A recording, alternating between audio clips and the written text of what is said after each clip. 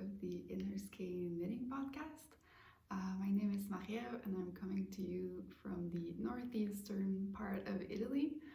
And I decided to create this channel to document and share my making journey. And I wanted to start by saying a huge thank you to everyone who watched and who commented.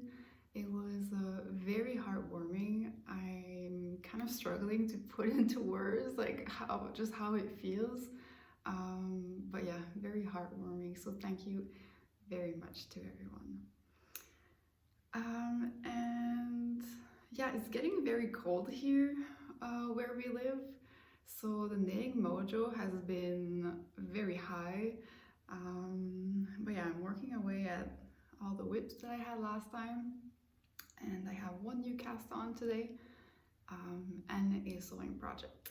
I'll try to again section the video into the different projects that I'm going to be sharing so that if you're not interested in one of them, you can just easily skip. So yeah, I'll start with what I'm wearing. This is technically a balloon sweater, but it doesn't have any balloon sleeves. I think that this is like one of the first patterns that I bought when I started to knit.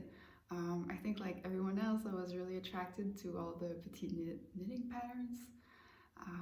And that's one that I really wanted to make, but I never got around to it. I only made this, I think, last winter.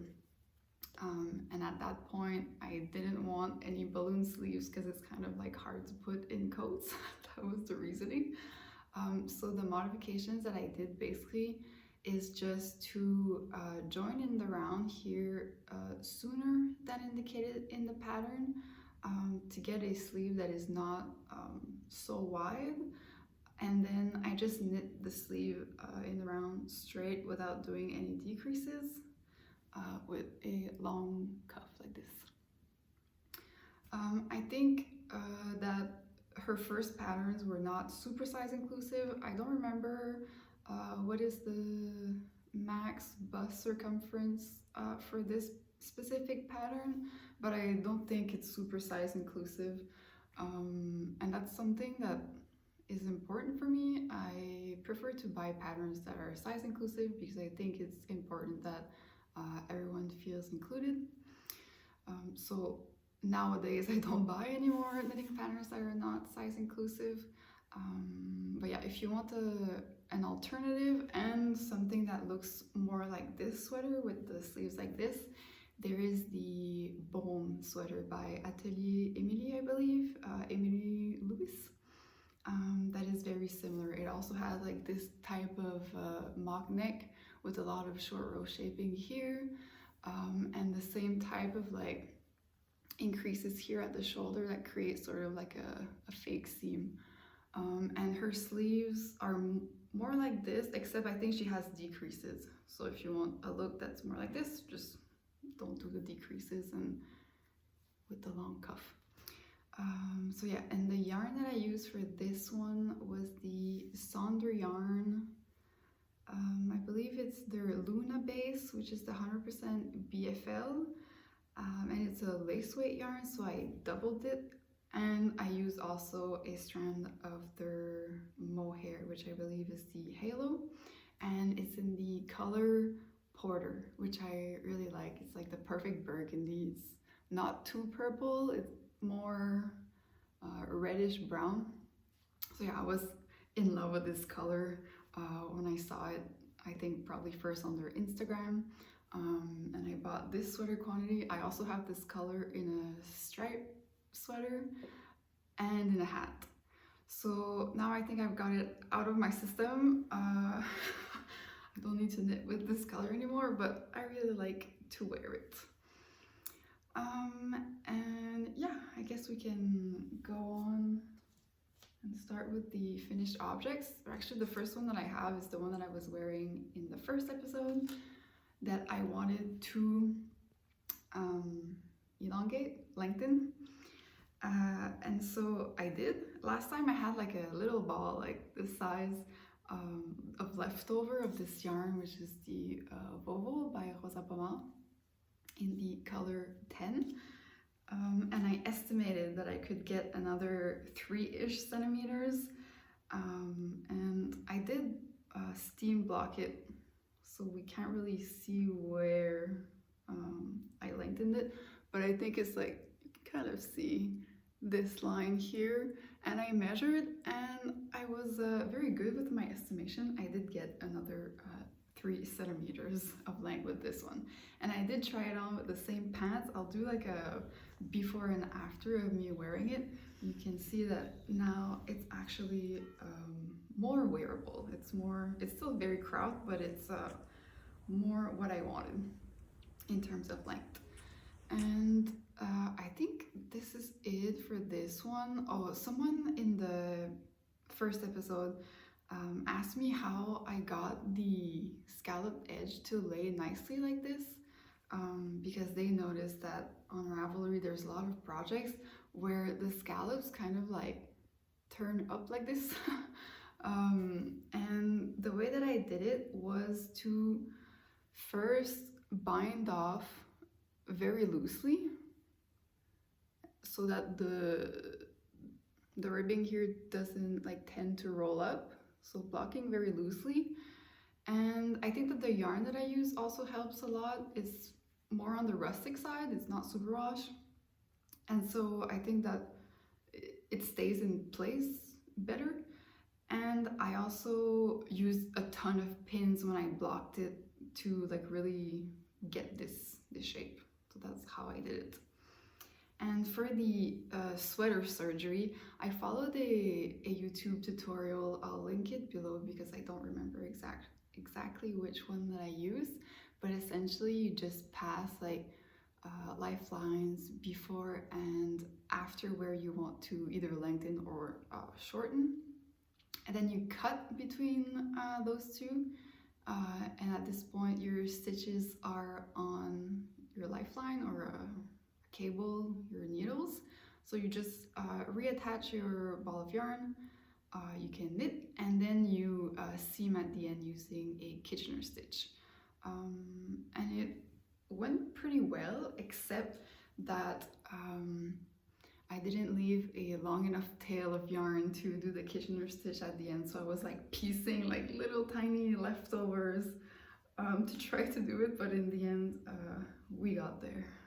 So yeah, I think that this is it for the I didn't even mention what this is, but it's technically a tulip sweater, but I only used the tulip hem from the pattern, and the rest is just a circular yoke sweater. I used the Mimi by my Christine Levesque. All right, and then the next finished object that I have is a pair of very worn socks. I think there's no shame in showing worn socks. We all know what they look like, if you make socks, that is. But yeah, this is it. So you can see that it's peeling a little bit and there's a lot of cat hair. But other than that, they have held up really nicely. I am very happy to report that there are no holes in them yet. But yeah, I wore these a lot. I even wore them in my hiking boots, which I don't usually do. I usually wear like active wear socks, I guess, or like hiking socks in the hiking boots if we're doing like a long hike, but I wear them just for a walk around here. And you can see that there are no holes. It's actually, I don't know if we can see with the camera, but it's actually felting a little bit, which I prefer because it like really makes the fabric a bit more sturdy, I guess. I would rather them felting a little bit than wearing so thin that we're at risk for holes. So yeah, this is it for the Carta Socks that I made in the Mondim yarn that I don't find the yarn, the ball band for anymore. This one, the Mondim by Rosa Pommam. And yeah, I really like the yarn. I think I'm gonna buy more to make more socks in the future. It's a no nylon, non-superwash sock yarn, and yeah, I'm very impressed with it. It has like a nice bounce, like it bounces back in shape. I really like this one, and this is my little leftover. Sorry, the lighting is bothering me. Let's try to fix it. Hopefully this is a little bit better. Let's see, I'm filming using my very old iPhone, so the quality is probably not that great. I'm hoping that the lighting is fine. But yeah, I was saying that this is my little leftover that is going to go in my basket of sock yarn leftovers to be made up into something else eventually.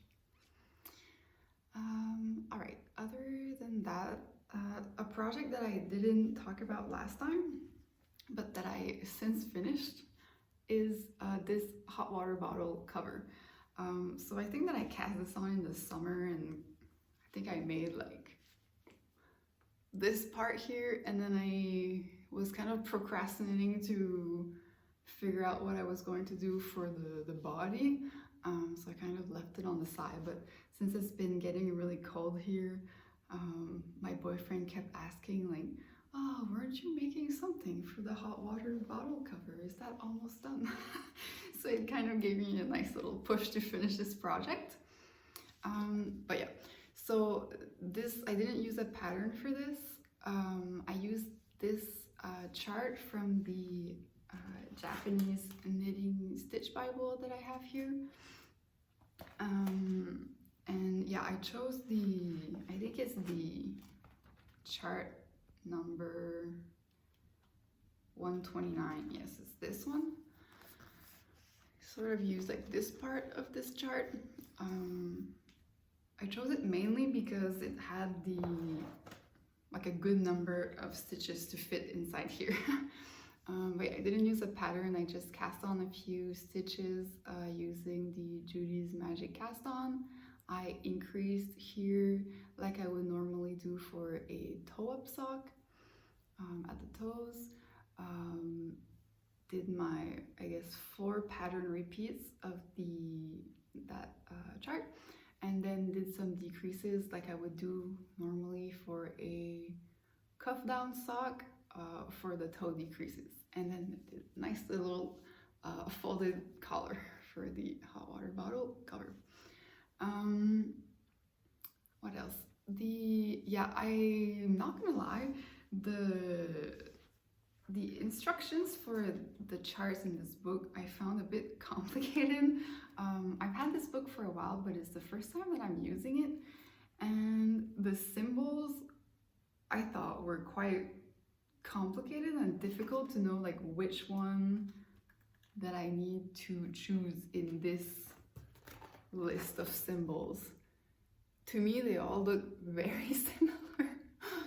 There's a lot of them, so I got confused a few times.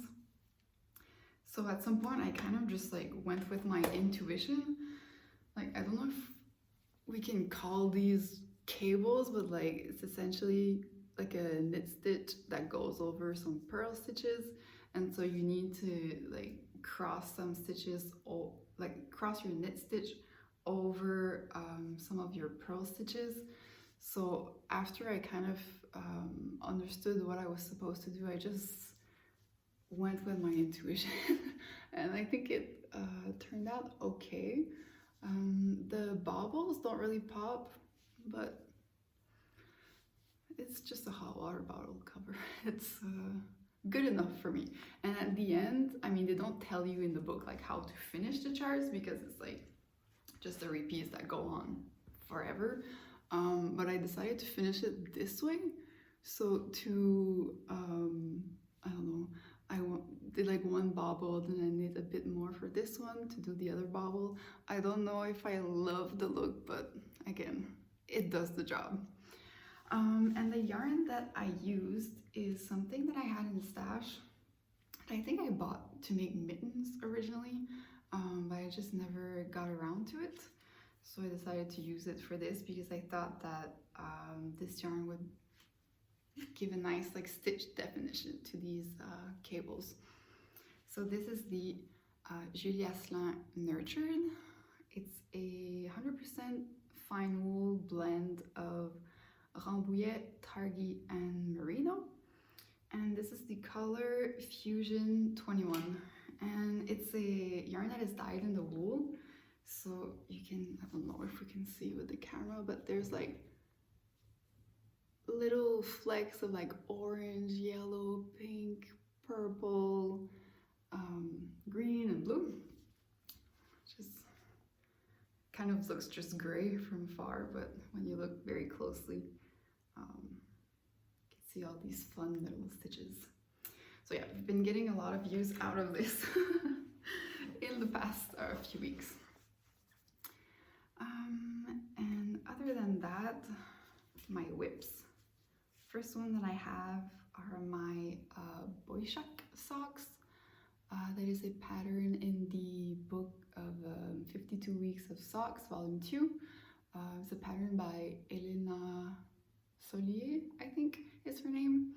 And it's very similar actually to this this motif with the cables on the side, and here a little flower motif with some baubles. And I think last time I was maybe like here, so I didn't do a lot of progress, but we're getting there. And you can see that these two first flowers, the baubles, they look kind of sad. I don't know what I changed here, but they pop way more here. And yeah, the fabric is quite dense, and there's like a pretty big baubles here, so I don't know if I'll be wearing these socks inside shoes, but for sure they will get a lot of wear inside the house. I think that they will be very warm. This is, again, like I mentioned last time, it's a yarn by Les Brebis du Beau Rivage. It's a mix of East Frisian sheep, Jacob, and nylon, lots of nylon. Yeah, and so since last time I did the heel, it's a Flegel heel, and I don't do often toe-up socks. I think I've done maybe 3 other pairs of toe-up socks before, and so I'm not super familiar to know when to do the increases here for the heel, but I just followed the pattern as it was recommended. And at first I thought that it was going to be way too long, but then by the time it was finished the heel, I was like, oh wait, actually this is maybe too short for my foot.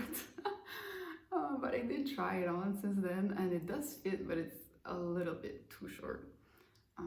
But either way, I'm sure it's going to be fine.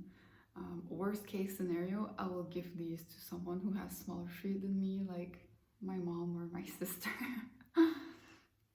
So yeah, I think I still have like this flower to finish before doing the cuff, or I may even do another repeat because I like my socks to be quite long. Yeah, I think I will do another repeat. And I have a lot of yarn. I have 2 of these 50, I think it's 56 gram. Yeah, 56 gram skein, so not afraid to run out of yarn. The next whip that I have is my Ranunculus sweater that didn't get a lot of love. I did knit a little bit on this, but I think I maybe made like a 1 inch here in the body. And then I got distracted by the next whip that I'm gonna show. So I actually stole the needles from this project to make the next one. So yeah, not much to say more about this project. The next one is a new slipover cast on. I was never really attracted to slipovers. Like when they became really popular a few years ago, I didn't feel very inspired to make one. But now, for some reason, I've been craving to make one and to wear one.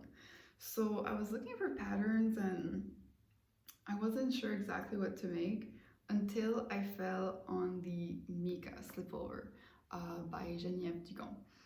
And that's a pattern that I saw like when she first released it, and I thought it was really nice, but again at that time I wasn't really into slipovers, so I didn't make it. But yeah, I had some yarn in my stash that I wanted to make a slip over with, and I thought that this would be a really nice pattern. So the yarn that I had was this Briggs & Little Heritage. This is in the color Forest Brown. So this is actually destined to become a sweater for my boyfriend, but I've made him a sweater in this yarn before, and so I know approximately how many skeins I need, and I basically have like way more than I need for him, so I decided to steal 3 from his sweater quantity to make myself a slipover. So I have this one. I made a little swatch that is not blocked, but and it's very tiny, but this is the swatch. I wasn't super in love with it, I guess. I wanted something a bit more cozy looking, I guess. Like, this is very rustic looking. So I decided to pair the Briggs & Little Heritage with the Drops brushed alpaca silk together like this. That gave me this fabric, which is a bit more what I was going for. Now, it's not, I think that if I had access to a bigger stash, I don't think I would have chosen this color for the slipover or this fabric or the yarn combination for a few reasons. First off, I think the pattern recommends to use a worsted yarn. This, to begin with, is an Aran weight, and I decided to pair it with this that is like I think is the equivalent of a lace weight, maybe you have a fingering. So together they make something that is much more dense with a bigger gauge than the pattern recommended. But I decided to still go for it because it's what I had, so that's what I'm going to use. But yeah, and the other thing that is not great is that the slipover has like a cable detail on the side, and so I know that using like a fluffy yarn to make cables is not the best because you lose a lot of the definition. But again, I just prefer this fabric, so that's what I decided to go with. So here it is. I finished the back and I'm almost done with the front now. And I can maybe show you, I think it depends on the lighting. The cable is not super visible, but it's not horrible either, I think. Also, I think that maybe with blocking is going to help a little bit. But yeah, I think it's fine. What can I say? This pattern is size inclusive, and I like that it also has, like at the end of the pattern, you get a like a table with a lot of different measurements. So in my experience with patterns, you often only get the chest circumference. And so sometimes it's kind of difficult to know like how deep the armholes will be, or like the shoulder to shoulder, what is the dimension, but it's all in the pattern, which I really appreciate. It helps to really choose which size is going to correspond best to your measurements. So that's good, and I also really like the style. I mean, I'll put a picture, but essentially it's like this with the cable, and then after you come on the side to add like a picot edge with some stockinette with the collar. And I think there's 2 versions for the body. You can either make it like cropped with like very long ribbing, or longer with like a shorter ribbing at the bottom. I'm not sure which version I'm going to make yet. I think that I will, like once I join in the round and knit a few inches, maybe I'll try this over a few of the garments that I want to wear it over and see what will look best in terms of length. Yeah, so those are the positive things, I guess, about the pattern. One thing that I do need to point out though is that there's a few errors in the pattern. It's things that I was like, that were pretty easy to catch. But I don't know if I would recommend this for a beginner. You kind of need to know like where this is going, and yeah, be able to catch those like very small mistakes. And in addition to that, the other maybe little critique that I would give this pattern is that, I'll put it with like the back here so I can show what I mean. But basically here, when you like shape the armholes, like the underarm, you have to increase on the size while decreasing for the cables. And since like those cables go in two different directions. For example, in the pattern, I think that there's a place where she tells you, I think, let me restart that sentence. I think that for both sides, the instructions are the same. But for example, if you do a knit two together on both of those sides, it means that those stitches will be leaning the same way. But since they go in different directions, for me, I thought that it would be better to do like for example, on this side a knit two together, and on this side a slip knit, so that it's symmetrical. So that's what I did. Like when I spotted those little details, I went back to fix them, just because I think it looks better, neater. So yeah, that's what I did. So yeah, I think that's all I have to say for this pattern. I'm excited to finish it and to get to wear it. Alright, the next thing is my crochet cardigan. Last time I wasn't sure if I should make this into a cardigan or a blanket, but I decided to go for the cardigan. And I assembled everything together, and this is one of the sleeves.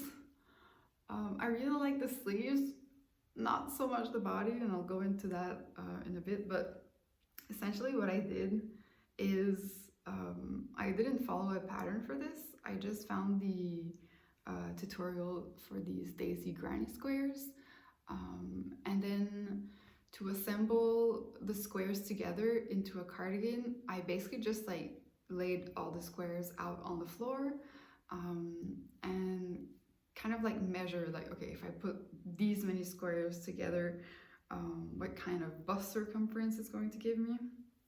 So yeah, I kind of just went that way. And like I said, I like the sleeves, but the body maybe is not optimal. The main issue is the neckline. I think like this is the back, and I think maybe it's like too wide, and it kind of falls off my shoulders when I wear it. So maybe I can try to put it on over this to show you what I mean.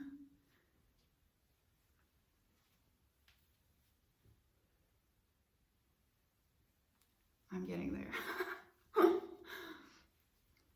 So basically, yeah, I really like the sleeves like this, but as you can see, it kind of wants to like fall off the shoulders, and I think that is in part because maybe instead of the 2 squares at the back, I should have done the 1.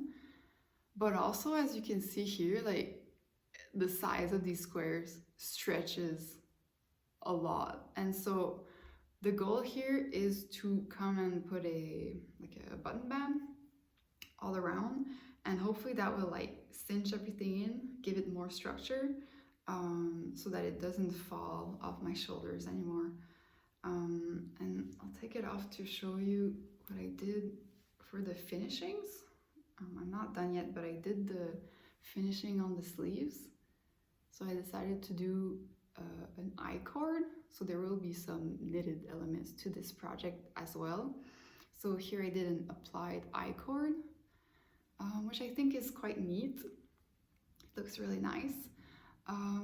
What I didn't mention last time is that I used a 4mm hook to make the squares, and I used mostly DK weight yarn or 2-fingering held together. So yeah, I used a 4mm hook for the squares, and so I also used a 4mm knitting needle to make the I-cords. And I will also make an I-cord at the bottom, and then the button band that will go all around. I think I'll try to do like a double knitting edge, and hopefully that will, like I said, like cinch it in, and maybe I'll even go down the needle size so that it really like holds everything together, especially at the neckline. Like you can see how stretchy it is right now, so I think that will help.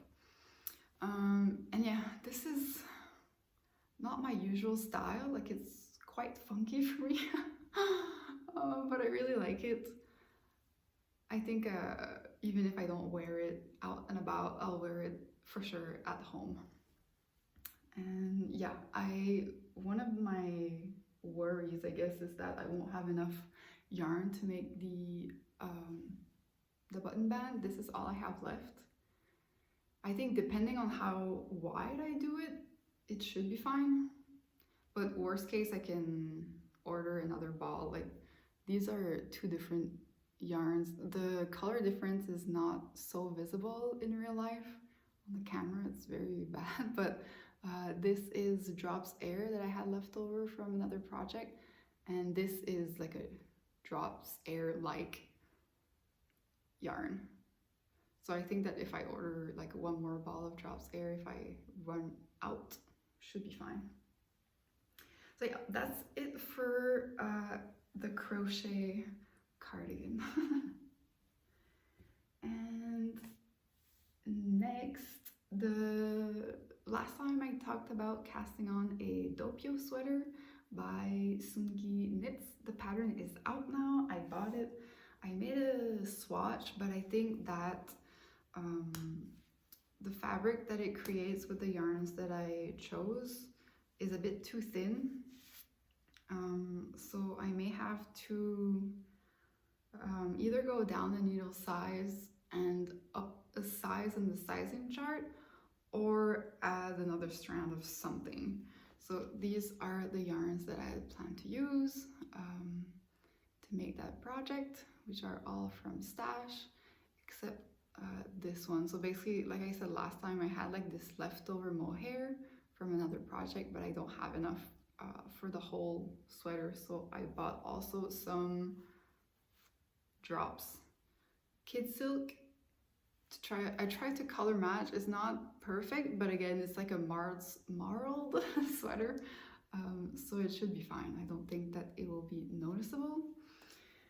And then I have this from Stash, which is, it's a Knitting for Olive merino in the shade Rose Clay, but I don't have enough to run through the whole sweater. So I think that if I swatch with this one and it looks better, I will maybe order 2 balls should be enough to complete this so that I can cast it on. And other than that, I think that I will also cast on soon a hat for my boyfriend for Christmas. And I don't have other concrete plans for now, but I'm also craving another pair of socks for myself, so I may cast that on soon. And now I have one sewing project to show. So if that's not your thing and you don't want to hear about it, you can skip this section. But essentially, last time I talked about making pants, and here they are, full of mohair and probably also cat hair. So they show up a bit darker on camera, but it's like a very dark brown corduroy. And I made the Dawn jeans. So maybe before I describe the project, maybe I'll explain why the pants making thing. Basically, I started sewing pants about a year ago because I was frustrated that nothing ever fits when I shop for pants in stores. So basically, I think that most stores, like most brands, carry pants that have a difference of 10 inches between the hips and the waist. So especially shopping for high-waisted pants, it's quite difficult because I have a 14-inch difference between the widest part of my hips and the smallest part of my waist. So it means that if I find a pair of pants that fits at the hips, it's 4 inches too big at the waist. And so there's also, now I think that more stores are starting to carry curvy lines or curved lines. But even those, they have, I think, a 12 to 13-inch difference between the hips and the waist. And so it's very hard for me to find something that fits. And I would much rather spend time sewing, doing a hobby that I really enjoy, and to make something that I know will fit me. So to spend the time doing that rather than spending time, countless hours in stores, trying on a lot of pants that, you know, don't fit, and to maybe find one pair that like kind of fits. So that's how I started to make pants. I was frustrated. But now I can make pants, and I think it's one of the most empowering things that I've learned how to do in my life. Like knowing that I can sew pants that fit is very satisfying for me. So yeah, as I said, these are the Dawn jeans. I've made this before. I think this is the first pattern that I used to make pants. And I think it's a really good pattern if you're a beginner pant maker. Maybe not a beginner sewist, but like if you've done a few sewing projects and you feel confident enough to try to make pants or jeans, I would recommend this one. They have a good blog with a lot of tutorials to know, for example, how to grade between sizes, because essentially you're gonna get the same issue with these patterns than you will if you're shopping for pants in stores. So I think that with all these sizes that is included in this pattern, there is also a 10-inch difference between waist and hip. So yeah, they have a lot of blog posts that show you how to grade between sizes. Sorry, there's a fly. So that is great. That's how I learned to do it.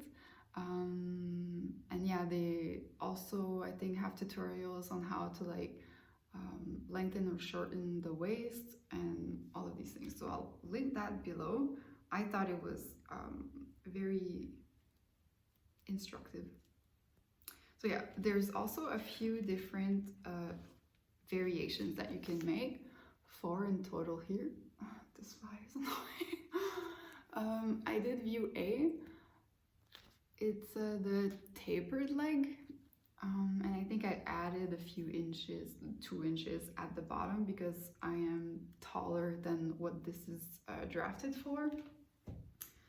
And yeah, like I said, this is a corduroy. It's 100% cotton corduroy, so it doesn't have any stretch, which is a tiny regret that I have. I think the next time, I think I'm learning that for pants I need a bit of stretch, because like these, for example, they fit very well, but they're not the most comfortable to sit down, for example, which is not that great, not that functional, but they do fit well, and I'm proud of these. In the pattern, they have a button fly, but they also teach you in those same blog posts how to do a zipper fly, like this.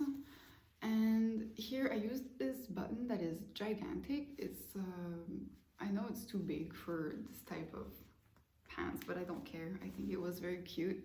It's like the same type of color. It's brown wood, like a nice little flower. So it gives it, I think, overall like a nice 70s look, which I'm a fan of. So yeah, that's it. And the little tag that I use is from La Maison Naïve. It's a fabric store in France, and I've ordered fabric from them before. And to reach the free shipping, I ordered a few of these, and I think they're really nice. They're in cotton. So yeah. And one thing that eventually I'll do is buy a thread for my serger that is not just white. I basically just have the white, but eventually maybe that's something that I will do. So yeah, I'm quite proud of these, and I recommend if you're if you want to try your hand at sewing some pants. All right, I think that's it. Let me check my notes. Yeah, that's it for today. Other than that, we've been enjoying fall around here. As I said, it's getting very cold, so lots of knitting by the fireplace is happening here. Yeah, and a few weeks ago we also went to the mountains. When I say the mountains, for us it means the Dolomites in the Italian Alps. It's like a two hour and a half drive from us, so it's nice to go there.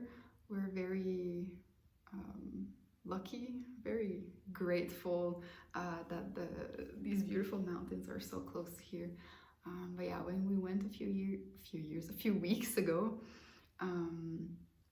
there was nice fall colors, but it was very rainy, so it was kind of hard to take like good photos or videos of the colors. But yeah, I'll insert a few at the end. And we've also made a lot of apple desserts.